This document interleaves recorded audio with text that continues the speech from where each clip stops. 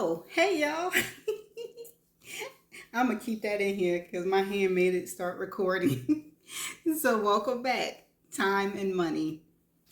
I've got mold on the houseboat and have to move the hell out of there as soon as possible because it can harm the baby and our lungs. And on top of this, I'm having problems with work and I'm around the corner at the water bar. Can you meet me for a drink after your last patient, please? I'm almost at a loss for words, but I call her back and say, "Give me an hour, Violet. Are you okay?" "I've been better. Get here when you can get here. And thanks, girl." Mold? Right after I finish with my last patient, Marina taps on my door and I tell her to come on in. She stands there and crosses her arm. Her hair is up in a big black knot. Guess who just quit without giving any notice? Jamie. I'm surprised she lasted this long. Did she say why? You don't even want to know, Doc. I do, since you put it that way. She's moving to Hollywood to become an actress.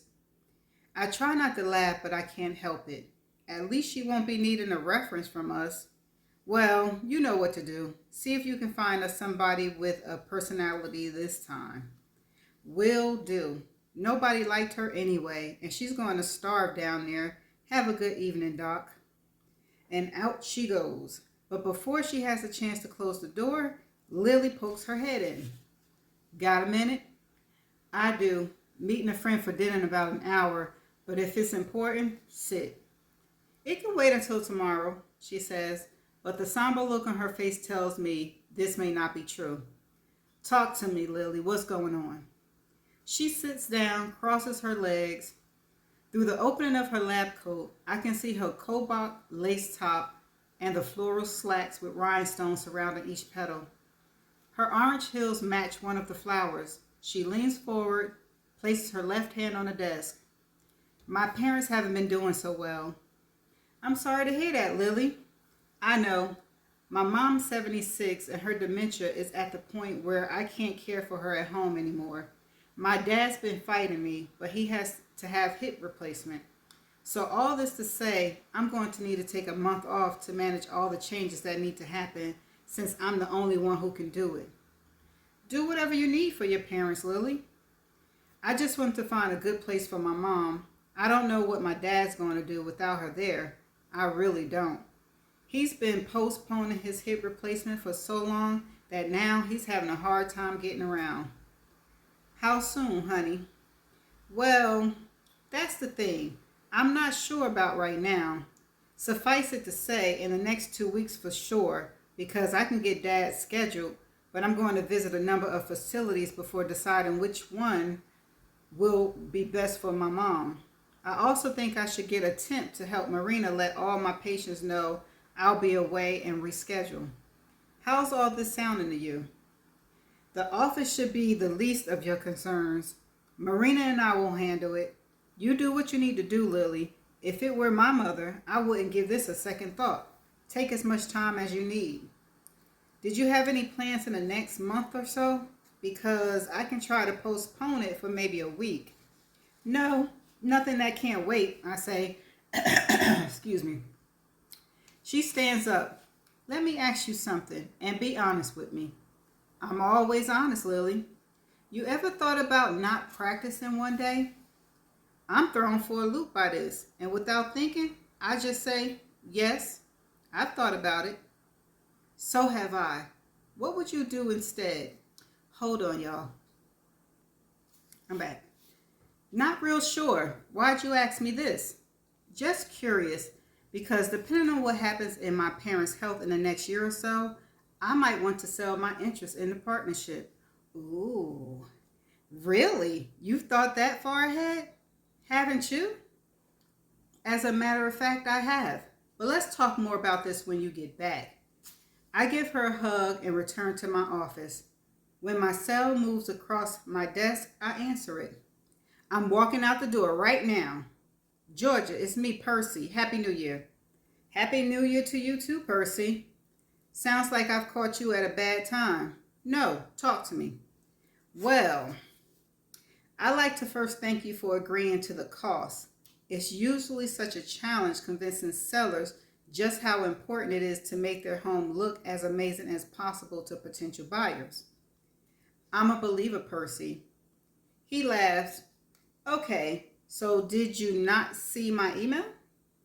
I scrolled down my inbox and there it is.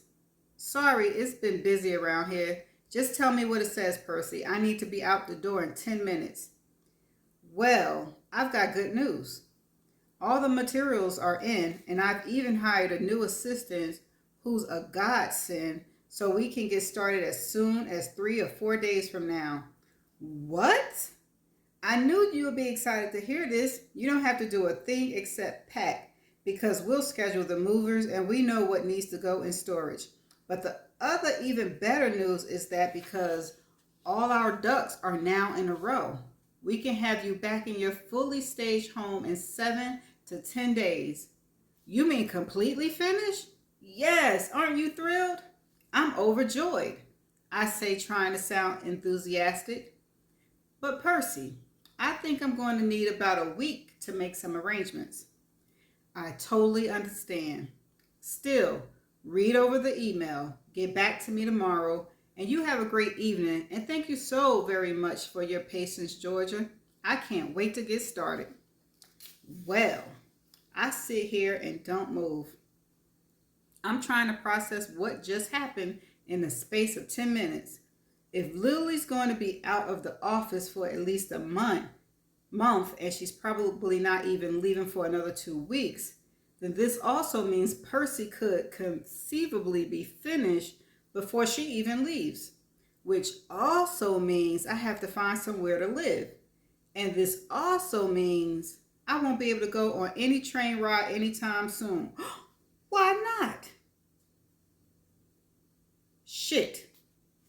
It's now raining 9mm bullets, and I don't know if it makes much sense for me to meet Violet, but she'll have a stroke if I use rain as an excuse for not coming. I valet park. When I spot Violet inside, I stroll over. She looked like she's in a trance, staring at the tropical fish in one of the floor-to-ceiling aquariums. Earth to Violet, I say. When she turns, it's hard to believe those cool little porcupine quills are really her hair. One day, I'm going to burn all my wigs. I'm surprised you came out in all this, she says, and lets her arms sway and float like she's Vanna White showing a vowel or a consonant. I was waiting for you to cancel. It's just rain, I say. Besides, I love this place, and I might just stay in the city tonight. I don't feel like driving in this. So talk to me, Violet. Talk, she sighs. I order you my drink of choice, and they're bringing over some oysters, even if you don't feel like eating them. Sit. And I sit. So tell me what's going on. This obvious isn't just about mold on the houseboat. Nothing and everything. Look, V, I didn't drive over here in fucking torrential rain to play guessing games with you. Talk to me. Mold is inside the walls and beneath the floors of my entire houseboat. As you know, it can be deadly, so I have to get Velvet and my unborn grandchild out of there immediately. Then let's find you a new place. She stares at me so hard that her eyeballs look like they're going to pop out. Is she trying to hint that she can live with her? Georgia? What? I'm having financial difficulties. Another person? What kind of financial difficulties? What difference does it make? How many types are there? Look, Violet, either you're way ahead of me or you've lost me. I know that's right because I need a loan. How much of a loan? $10,000. Oh my goodness. That's the most somebody ever asked her in this book. $10,000? I almost cut myself on the oyster shell. I know, girl. It's right up there with asking me to co-sign for that Range Rover because she was already overextended. I just spent way too much money having my house staged, Violet, which was a complete waste of money. How are you going to tell her it's a complete waste of money? And, okay.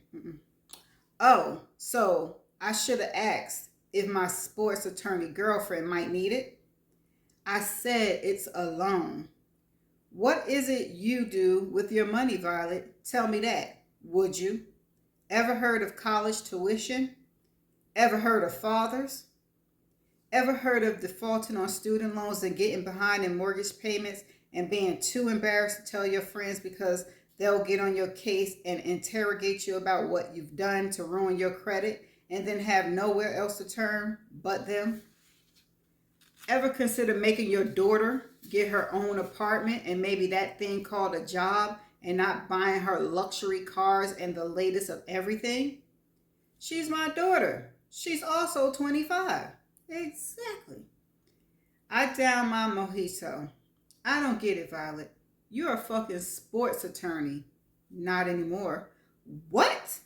I'm under investigation by the bar for purportedly. Okay, I'm gonna have to look that word up. I don't know if I'm saying it right. Violating two codes of professional conduct. Are you serious? She nods but doesn't look at me. She's staring at the empty shelves. Yes. For doing what? It's total bullshit. Answer the question, Violet. For purportedly accepting gifts from a client or two, or for sexual misconduct, and I'm not getting into any details, I'm going to fight it. Really? So you're sitting here saying you didn't do any of this shit? Everybody does it, but I'm just being singled out. Oh, so the bar doesn't like you. Is that it? I don't need a lecture, Georgia. I'm just trying to figure out my next steps and how to do what you're doing. Which is what? Reinventing yourself. Who said I was trying to reinvent myself? You're a middle-aged woman attempting to sell your beautiful home for no legitimate reason except that you're bored and trying to start a new career when the one you have is perfectly fine. And then to top it off, you're looking up all your old boyfriends hoping you can hook back up with one of them since you can't seem to find one right here in the Bay Area. Oh, how many drinks have you had? I know, right? Not enough. So I'm not even going to address what you just said. But back to your request. I can't afford to lend you $10,000 right now, Violet, especially since my own financial future might be tenuous. She rolls her eyes at me. When do you think you might be able to pay me back? How in the hell do I know? I could do 5. That won't cut it. You really scaring me, Violet. You just laid some heavy-duty shit on me, and a few minutes ago my partner did the exact same thing, which means I'm going to have to postpone my so-called reinvention as if you care. What did you do with the 10 grand you borrowed from Wanda? I told her not to tell you. Ooh. Well, she told me. So what are you going to do about it? We love your stupid ass, and you can take my offer or leave it. Wanda in her big fucking mouth. You know what? I'm done with both of you bitches. I stand up after this. I'm not hungry, and I don't think you should drive home in this rain, I say. I drive a fucking Range Rover, she says, standing up, and I plop back down. Look, I said I'll lend you $5,000. I'm not going to beg you for your help. And as of this moment, this friendship is officially over. See, money ruins everything. And she storms out. I barely had a chance to process what Lily and Percy have told me, and now in the very same hour, one of my oldest friends had just laid some hardcore shit on me by throwing a temper tantrum worthy of the twins. Violet got a lot of nerve. She sure do. But she's been pulling similar stunts like this for years. She thinks the world revolves around her and her needs. She never asks what anyone else might need. And she's not drunk, she's dramatic. But I'm about to put a few away until I simmer down. This is all too much to process at once. I have one more mojito, call the Hyatt and a taxi, and send Frankie a text telling her what's going on with the staging and why she should call Aunt Wanda. I also tell her I'm feeling a little under the weather and not sure if it's contagious, so I'm going to spend the night at the Hyatt. In the morning, I don't feel like going to work, so I call in sick. I also don't want to go home, so I don't. I call this a vacation, but I think it's probably better known as a breakdown. I tell Marina the truth. She says, I've been there too, Doc. Sometimes you just need to pause. And it's not like your patients are sick. Just stock up on the Splenda for me. I put on a terry cloth bathrobe and fall across the bed and look up at the ceiling. For some stupid reasons, there are tears falling from my eyes, so I wipe them with the sash. But then here comes more of them, and I decide to just let them roll. I need to feel what I feel and stop pretending I don't feel it. That part right there. A few months ago, I was hopeful, excited. I was going on a train ride. I was selling my home. I was trying to decide when it would make sense to tell Lily I want to sell my partnership. I was thinking about when and how to consider starting a whole new career. I was even thinking about taking classes that might not add up to anything. I was going to start exercising. I was thinking of looking up old loves just to see how they were doing, to make amends, to let them know I hadn't forgotten them. Maybe acknowledge what I might have learned. And here I am, holed up in a hotel room, acting like my world is caving in on me and about to end when neither is true. On day 3, I perk up. My pity party was fun, but it's over. I clean out the tub and soak for an hour in lavender bath crystals. I put on a clean robe. I throw my wig in the trash and wash my hair. I don't wash out the conditioner. I put the do not disturb tag on the door and realize I'm hungry. I stare at the bag of Lay's potato chips staring back at me and reach for a big green apple instead. To my surprise, it's tasty. I get a $100 bottle of sparkling water from the minibar and sit down at the desk, open my laptop, and am astounded when I see I actually have 4 comments. The first is from Sandra Lee Jones, a girl I went to middle and high school with in Bakersfield. She looks worse than I do. I didn't like her because she was shady. She would smile in my face and then talk about me like a dog behind my back to someone else who also didn't like her but didn't know it. And they run back and tell me what she said. It was always about me acting like I was so smart.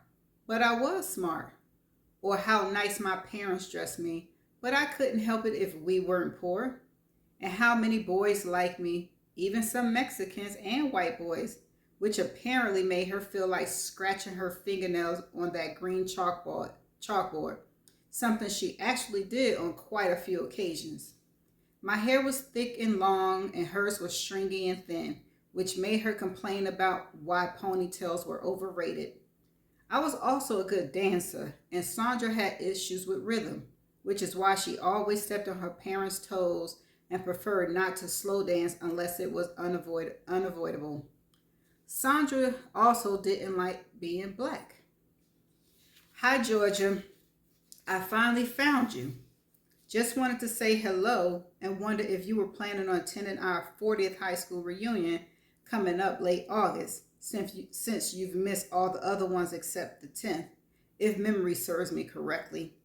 From your picture, let's hope we'll both have lost a few pounds by then. Ooh.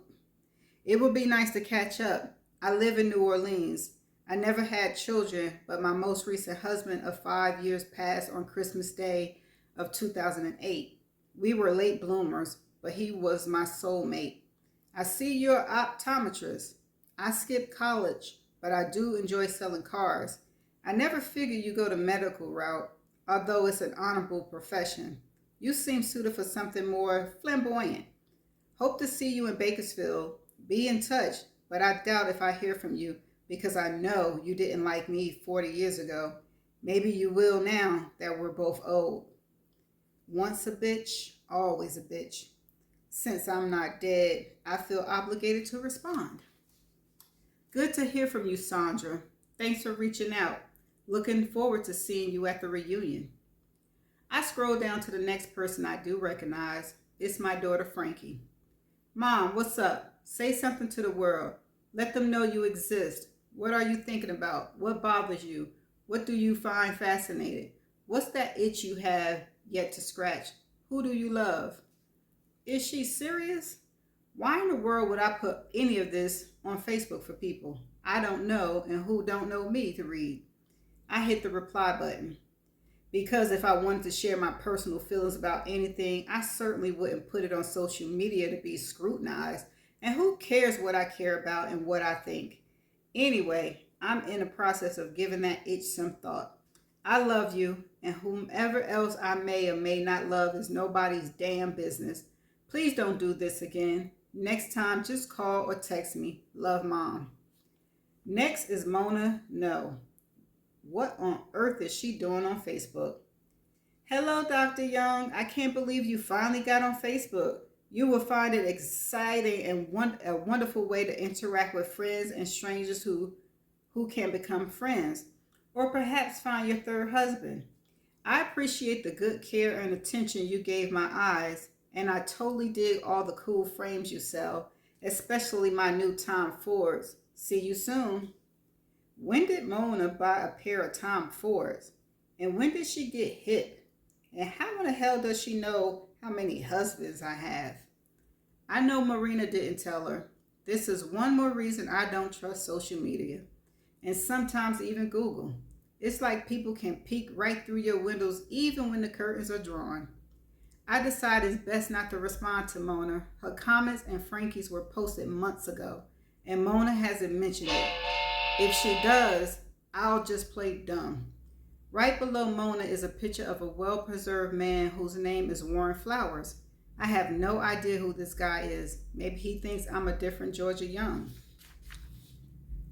It's been centuries, Georgia, and from your photo, I see you're faring well. Not sure if you remember me, but to remind you, I was one of the pharmacists at the hospital where you interned back in the day. I always says hello when you got out of your car in the parking lot structure. At any rate, I see you still live in the Bay Area as I do. I'm now at Walgreens in Walnut Creek. I do not recall ever meeting Warren, not even after staring at his picture and trying to remove the creases in his face and gray hair. I delete his comment because if I don't remember him, why should I try to? Okay. We hire a new tech. We've never had a black one before. Don't know why. He's over 6 feet tall and weighs about the same as me. He wears suspenders on top of his shirt. That will be a different color on the color wheel almost daily. Urkel plaid or pinstripe pants with white socks and expensive loafers.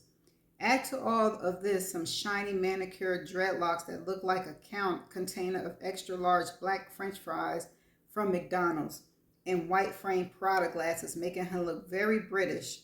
The first thing he says to me is weird. I like girls. I just say, suit yourself. His name is Mercury Jones. Yes, he tells me it's his real name. Marina loves him. He's also a part-time student at Academy of Art, major digital illustration. During our 5-minute interview, I asked him why he wanted to work here. Because I need a job, he said and smiled. He then went on to tell me he took a year to get certified as an optometric technician, mostly because he wanted to get a respectable and somewhat interesting job that allowed him to deal with the public and in an environment that was aesthetically pleasing. And in this case, one that was within walking distance from the academy, where he'll get his degree in 2 years, which is how long he hoped he'd be able to work here. I already like Mercury, mostly for his honesty, but I also dig the way he dresses. And being a tech is really 50% public relations, 25% salesmanship, and 25% anything else that needs to be done. There are not a lot of technical skills needed to be a technician, but I'm relieved we're now all one big happy optometric family. Okay, that's the end of this chapter. So everybody still think Georgia is a freaking bank. The nerve of Violet asking for $10,000 and then getting mad when Georgia couldn't give her $10,000 and then ended the friendship because Georgia couldn't give her $10,000. Woo, that's too much. Too much for me. That's ridiculous. So what is Violet think if she asks Wanda for $10,000 and then asks Georgia for $10,000? What's going on with Violet? What's Violet's problem? Okay, so Dolly is a gambler. I don't know. I don't know if they mentioned anything about Violet. But hey, hopefully Georgia don't get a soft spot and give her no money. And let me see. I forgot to mark the word. Oh my goodness. What was the word? The word was, hold on. What was that word? I got to remember to always mark the word when I'm stumbling over it. Hold on. Let me find the word. I'll be right back. Okay, I'm back. Found the word. And the word is spelled Purportedly. Okay, it's an adverb. Definition is as appears or is stated to be true, though not necessarily so, allegedly. Reportedly. Whoa, I never heard that word before. I'm going to have it say it again. Purportedly. Purportedly. Wow. One more time. Purportedly. Okay. So yeah, that's all I got for this chapter. The title, did the title of this chapter, Time and Money? Yes, fit perfectly. And I hope that she still sell the house. Oh, wait a minute. It might have second thoughts about selling the house and buying or selling her portion of the thing, or they might close down. We shall find out in the coming chapters. Until next chapter, bye.